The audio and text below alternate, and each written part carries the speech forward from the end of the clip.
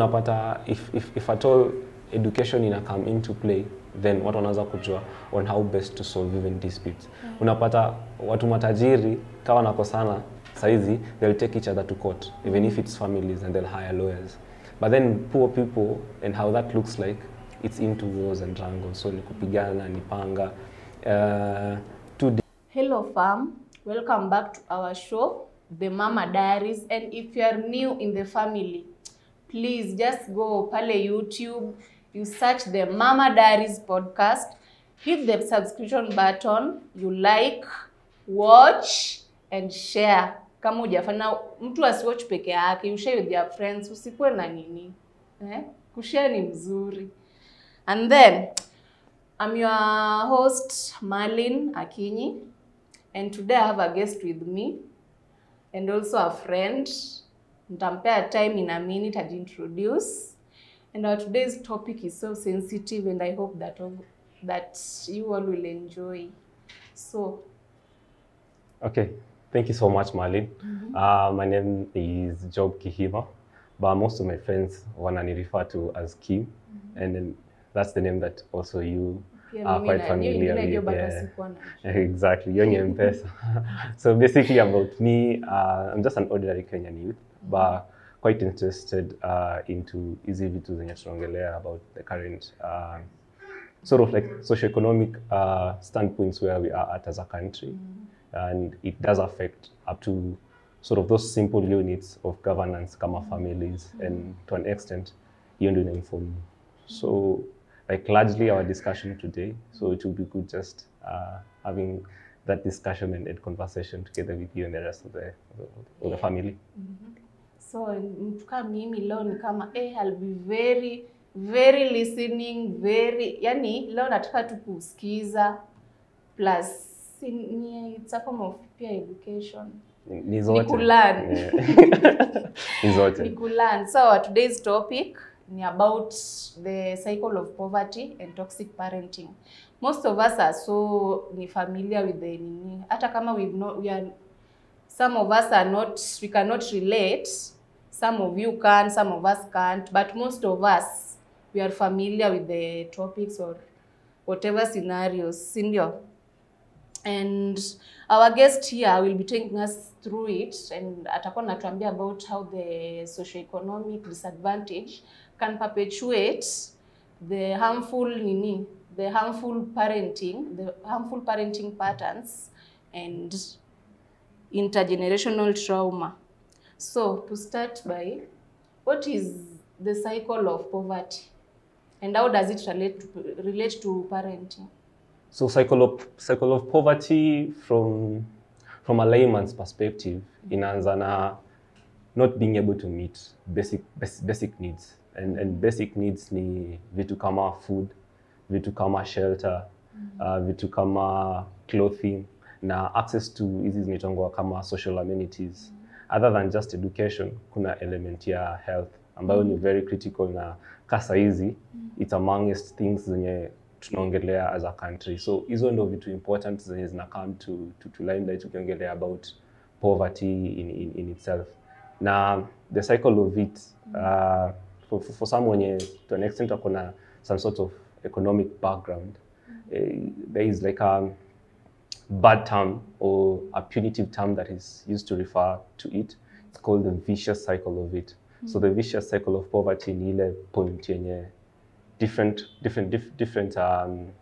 generations of the same sort of family zinakuja, they can't meet their basic needs. Now wanna sink either into debt or into hizo poverty distress, and then it goes on and on and on. So unapata there is no like a breaking end to that cycle. So it's like a transmission or something. Exactly. So inaenda ni kama like intergenerational tu, inaenda ikizunguka. So babu yako hakuwa na kitu, babako hakuwa na kitu, wewe umefika size ya una kitu. Mtoto wako hatakuwa na kitu because best often place umetoka hakukuwa na kitu, so hauna kitu ya kufound on it. So then ina create a vicious cycle. So mtoto wako hatakuwa na anything to found on it, and the following generations is nakuja. Yeah. That's so sad.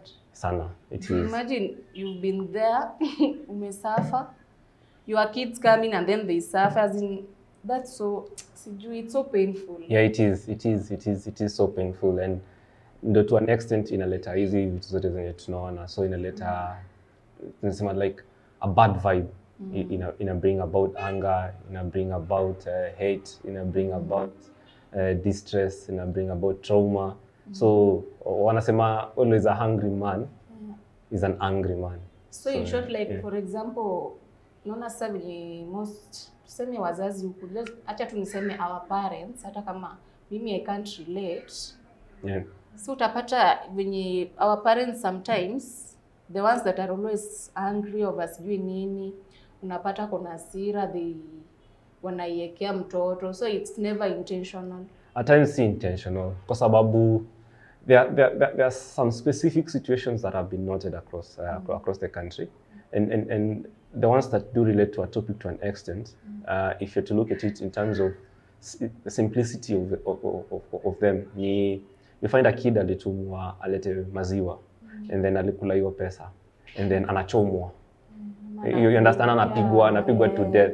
So normal childhood mistakes, lakini so unapata the level of punishment that is exacerbated to the kid compared to the makosa amefanya as extreme, exactly. So unapata maybe mama anajaidiwa ama mtoto anakufa, so in between. So inaanzia na such simple things. Yeah. But so unapata acting out of emotions. Unajua kuact out of emotion pia ni kitu. Yeah, exactly. You do things that you'll regret, unaona? Exactly. So unapata mzazi yako na hasira, sasa anafanya kitu yenye baadaye atakuja amefanya kitu alafu ameumiza mtoto wake. And then baadaye anakuja na regret, unaona? Exactly. So there are always like those like aftermaths of an action, but then based off on a situational context nini iko at the moment. So kitu inafanyika at the moment, and then ina lead to an action or a trigger, and then after that action from the trigger, then that's the aftermath. So hizo my regrets na what not. Yeah. So moving on to our next question, how does poverty impact parenting behavior and mental health? So iko na big influence from different standpoints, and it depends where you kind of looking it from. So ikikuja na element ya parenting, unaweza imagine a situation where as a kid, because for us to be here we are someone else's kids. So kuna ile point yenye unaona your friend at school akona kitu na wewe hauna. So inaanzia hapo. So you need kama sema like the first level. So the second level ni ile ya mzazi ako like watoto wengine wanapata such, mimi siwezi provide ya mtoto wangu this. So hiyo ni a different type of pressure. Na hapo sasa ndo pali pain inaanzia. Na hata then hatred comes in. Exactly. So unarudi exactly. So unaweza rudi nyumbani unaambia mamako si hata sitaki kusema kitu kama bicycle, so maybe hiyo ni something more advanced, but inaweza kuwa a simple thing as pencils. We're in situations where maybe some of our colleagues in public schools didn't even have pencils and books. So going back at home, unauliza your parents like, mom or dad, hata kalamu siwezi pata. Like, can you imagine the pain yenye mamako anafeel? Hata 5 bob ya kupatia mtoto. Maybe saizi hata mzazi hana kitu. Mtoto unajua hiyo time hizi understand. Exactly. So inaanza tu kucause ni pain, ni violence. Unaongelesha nani hivyo? Unajua mimi ni mzazi wako. At times kuna someone anarudi nyumbani and they don't even have a meal. Na unapata kuna somewhere else, another household, not even far by, close by too, wanna have those 3 meals. So ukianza kuuliza mzazi, mbona si atukuli meals 3, ama mbona si atukuli mkate asubuhi? Mzazi anaanza tu kubehave funny. So with such small triggers, then inaanza kuperpetuate now big things. Kwa sababu kuna vitu zenye mzazi anaweza zifanya out of sheer ignorance, but then kuna some anaweza ifanya out of lack of knowledge. Unaona? So unaweza pata based off on nakwambia tu the cycle of it. Vile walikuwa wanatritiwa wakiwa wadogo based off out of lack. Na walikuwa wana need. So unapata wanaileta mbele based which it's not supposed to be that way, because times change and things change. So unapata maybe hayuko informed that things have changed. So unapata ana react based off on what alikuwa anakuwa passed on from kitambo. So kitambo ilikuwa unajua nikiuliza hata singeuliza mamako hiki kitu. So ukimuuliza ni kichapo unauliza kama nani?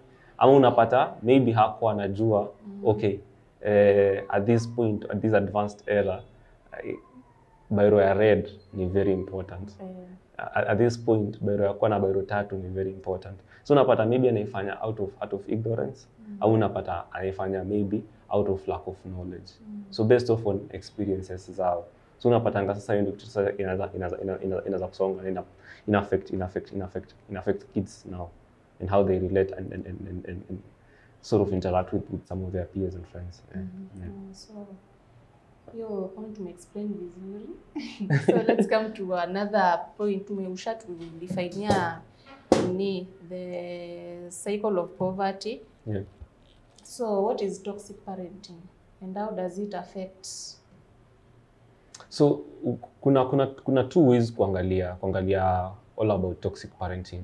But then from my own sort of maybe understanding ama my own form of knowledge, the best way to sort of maybe look at it inakuanga based off on what are you seeing from a person, and then from that point you're able to know okay maybe from that point maybe it was toxic based off on what you see in sort of maybe propagated ama advanced to the kid.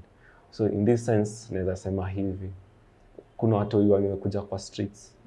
So kuna some ni best of hizi zote zina intertwine, kumbuka zote zina intertwine. Unapata kuna mtu amekuja kwa street, ni two things, either the mom was toxic plus the mom was also poor. Unaona, so in advance kwa mtu hii kukuja kwa street. So vitu kama hizo unapata mtoi ama like a teenager. Okay, maliza step. Ama mtoi ama a teenager ameventure into drugs. Unaona, so like hizo vitu zenye zinakuja kama ripple effect of what has happened in the past. So kukop up na hiyo environment. Unapata kuna zile sama kama withdrawn effects. Kuna zile zenye unapata tu mtoi akuangi tu. Unapata mtoi amezuba, hataki kukaa na wase. So hizo hapo unaweza kunote. Sasa ni ile atakuwa na wase juu ya out of venye wazazi wako walikuwa na neglect ama exactly. So it's like the world can't be able to listen to you. So uko always too constrained. And then the relationship with others haiko so unapata sasa ndio mtu anaanza kuwa na hizo mental health disorders, ako withdrawn, ako kuna hii and then that's where pia depression comes in. Exactly. That's what's killing most of our young. So unasikia mtu ako ni psychopathic. Hizo crazy terms. So hizo ndo ni kama symptoms za kujua hapa hivi parenting ilikuwa toxic. Na inaanza na simple things as solving two disputes at home. Which at some point unaonanga okay at this generation yenye tuko unafaa kwa at least to move on from whatever unaona vitu zenye wazazi wetu walipitia. Yes. We are supposed to at least move on at least. Wazazi wetu say at least you can get education. Kuna facilities za kusaidia unaona saa watoto wako wakikuja ama when our kids come in we should not treat them the way that we were treated, the way our parents were treated before. Exactly. And to an extent hapo ndo pia thank several stakeholders who are into the real. Inaanza na vitu exposure simple as education na literacy level. At this point it's easier kupata a grandmother who's able to communicate perfectly well in Swahili and use a phone. Exactly. So a level of exposure to what they're able to see from various advanced worlds inaanza kuwasaidia ku sort of maybe better on how they take care of their families. Same case to our mothers. At this point, most of our mothers have got like the basic and fundamental education up around like Form 4 or something. So they're able to sort of maybe see how things are and relate to it. And then easy vitu zingine too, like the world being like a social a global space, but then imekuwa into like a small village where you're able to see and interact and also learn. So hizo ndo vitu zenye to an extent unaweza sema zina contribute to sort of maybe your change. At some places maybe iko slow and like in the villages, the rural areas, yeah. exactly.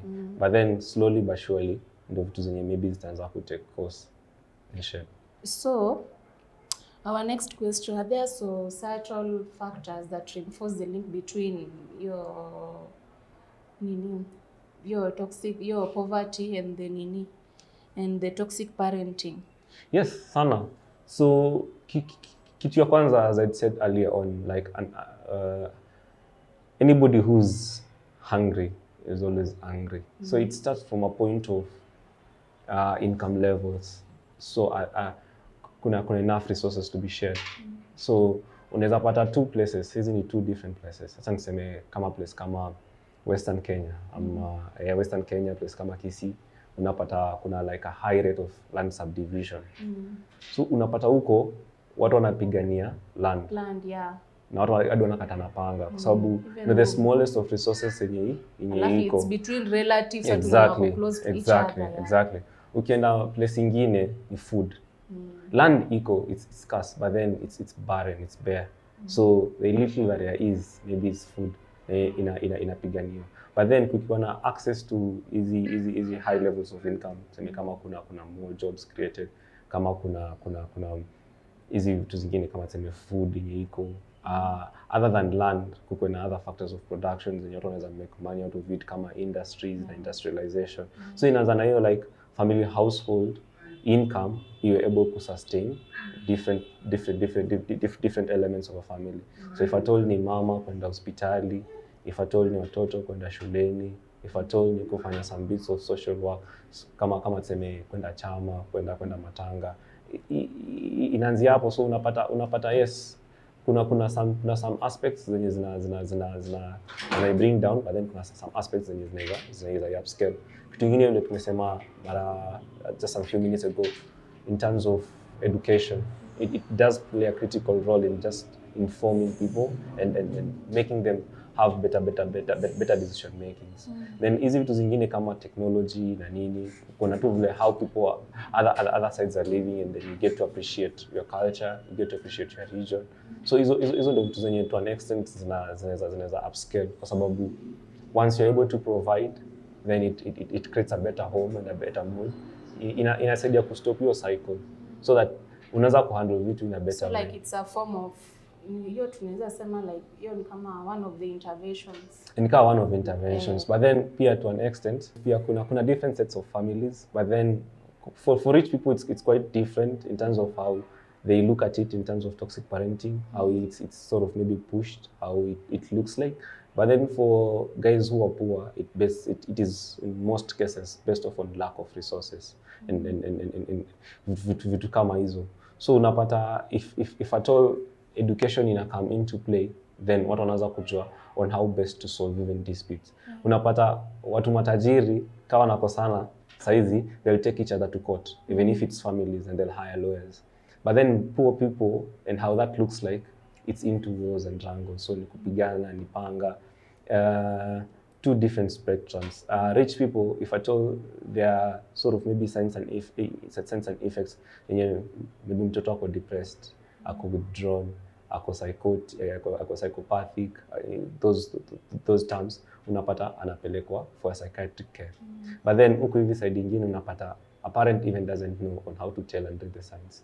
But then if education and sort of this information is made sort of aware and available, then they know on how to sort of maybe mitigate this. And isn't it so unasema at least each facility close to sort of maybe a village or something, iko na hiyo psychosocial support.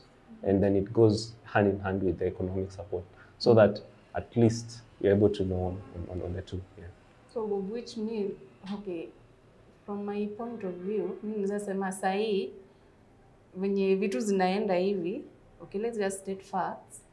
So I think it's parents, they behave out of negligence and pia ignorance. Just sasa tuseme for example you have 5 kids, and then the one that is working is more valued or loved. Unapata mwingine mwenye hana azin anatusiwa nini kelele azin Kwani where did love go ama where did humanity go?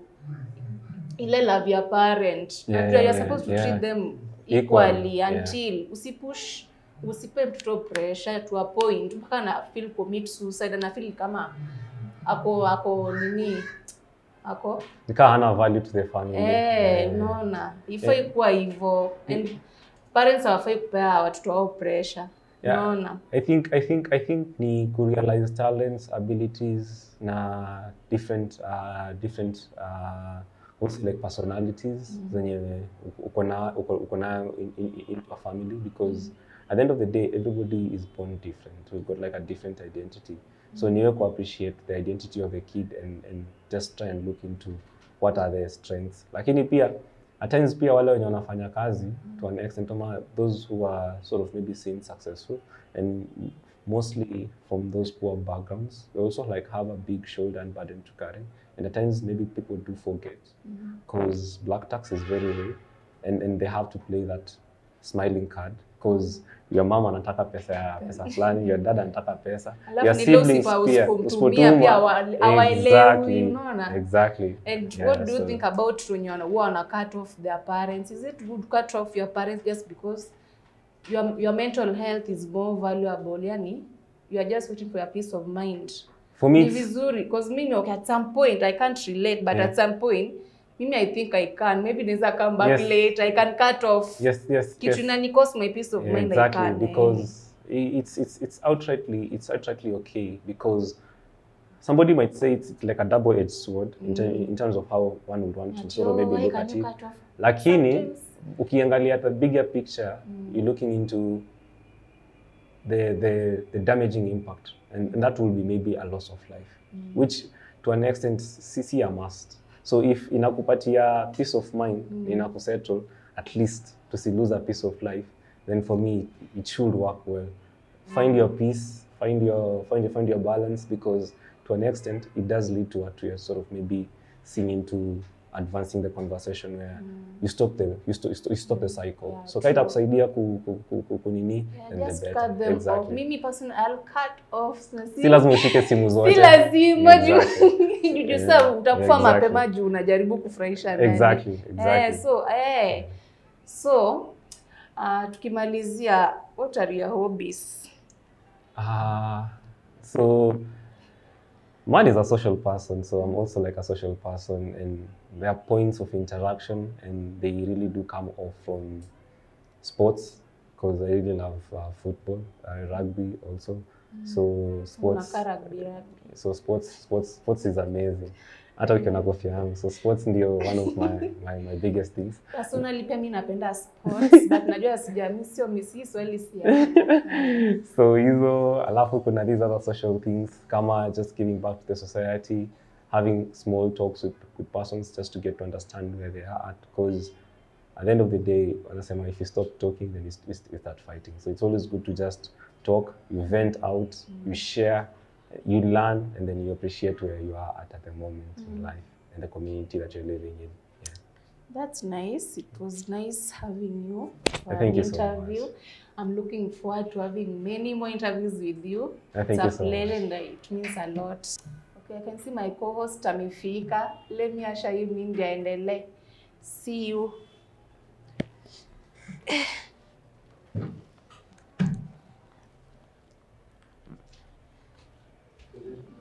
Yo, Mr. Job. Yes. What's up, brother? I'm doing good. How about you? I'm good, man. Uko fiti? I'm sorry, John, nimechelewa kidogo. Ano, inaeleweka. Jam ya Nairobi. But this Mali is going to kill yo. Jam ya Nairobi. So niko kwa jam na kama. But I'm glad nimesikia some of the conversation. Nimesikia umeongelea about toxic parenting. Yeah. Na vitu kaa hizo. Yeah, so let me ask, kuna hawa watoi wanaulizwa. Yeah. So wewe ni nani? Like you've been growing the family, umegrow. Yeah. Uko maybe 21 years. Yeah. Uko tu home bado. Yeah. So are they parents wakiuliza like they are taking so much time being home, is that bad ama? Wanasema iko both. iko both. Unaona how kitambo unaweza pata maybe mtu alikuwa anafika 18 anafukuzwa home. Lakini sasa times zina change. Let me tell you something. Sisi ni kama we are not sisi hatukulelewa, sisi tulifugwa. Let me tell you something. Ulikuwa ukifika 18 years ukimaliza form 4 unaambiwa wewe unajua unaenda shule. Exactly. Enter university, but ukirudi not in this house. Manze? But me according to me naona kids wa saizi they are being bembelezwa more than us before. Lakini unaona kuna two things zenye unaweza look into that situation from na naweza sema from two distinct generations. Hata tuachane na sisi. So tuende kwa wale wa kitambo. So unapata hao wase walikuwa wanatoka hivi shule. Kwanza hata si ya campus ama ya college, ya high school. Wera. 17 years old. Unatoka hivi unaambiwa wera. Unajua kuandika, unajua kusoma English, wera. Sasa hizi tuko wase wangapi? Tuna approach 60 million. Manze? Majority ya hii population ni mayouth. By the way. Kazi inatengenezwa ni kidogo. Leo kampuni ngapi zime downsize? So ukiweka umse pressure ya toka enda tafuta, anakutana na wasa wangapi? Milioni ngapi? Milioni kadhaa tu wanangoja, wanatafuta hiyo kitu pia. Uliona msana anachujua hapa hivi ile sija kwenda majuu. Atijua kona ndevu. Anaambia nyoa. So akirudi home umwambie atitoka. Sasa atajiuliza shida yake ni gani? So si kubembelezwa such ni reality, but pia kuna wale wasa wenye wamebembelezwa of such. But then kuna two aspects to it. Ni ile yenye saizi yenye vitu ni limited, ni scarce, but then lazima mtu sort of a fight. Na saizi to an extent ni kama like sema break neck, yani sema break neck. Saizi Kenya ni around 30-35. Hapo unasikia some mtu anaanza kushika do. Lakini 30-35. 30-35. Hapo before you always hata make assets. Hiyo pesa unatafuta hata kusave ni I make sense kusave. Maza si tunajuzi na hii ka finance bill joke ya penda pata uliona horror mazeta. Sasa hizi wanakata how many percent of kumaanisha awase wote wenye walikuwa tao maybe they are struggling to exactly. Na hata wenye wako job inashikwa. So hawezi make assets, hawezi make savings kutoka kwa hizo, kwa sababu savings basically ni assets. Hawezi make investments kwa sababu the little unapata ni ya mat na ni ya rent na ni ya food. Tax usisahau. Na ingine unajenga serikali. Tax. Unajenga serikali. So mi na wanawasona wanaingia kampo wanatoka naombea sana, but I know it's going to be difficult where we're going because even those prime sort of careers that were being sold to us. I want to be a pilot, wanna strike. I want to be a doctor, wanna strike. I want to be an engineer, wanna strike. Teacher, wanna strike. Nurse, wanna strike. Hata lecturer wanna strike. Sasa niambie unaenda wapi? So so kuna hizo aspects zenye kuangalia, but then tunaombea, but then we hope that we will be sort of maybe the change that we want to see in time to come. Let me tell you, Joe, talking about this, how the government is going, how the country is going. Sometimes utajam, wacha nikwambie tu sana. Unaweza bonga hivi wanze tu kujam. Sana. Kabisa, haina shida. Hamna shida. Sasa mimi ni unaona hii team. Hebu let me say vizuri. Chelsea. Au Real Madrid. Real Madrid. Unajua ndugu yake? Barcelona. Huyo ni adui. Ndugu yake anaitwa Man U.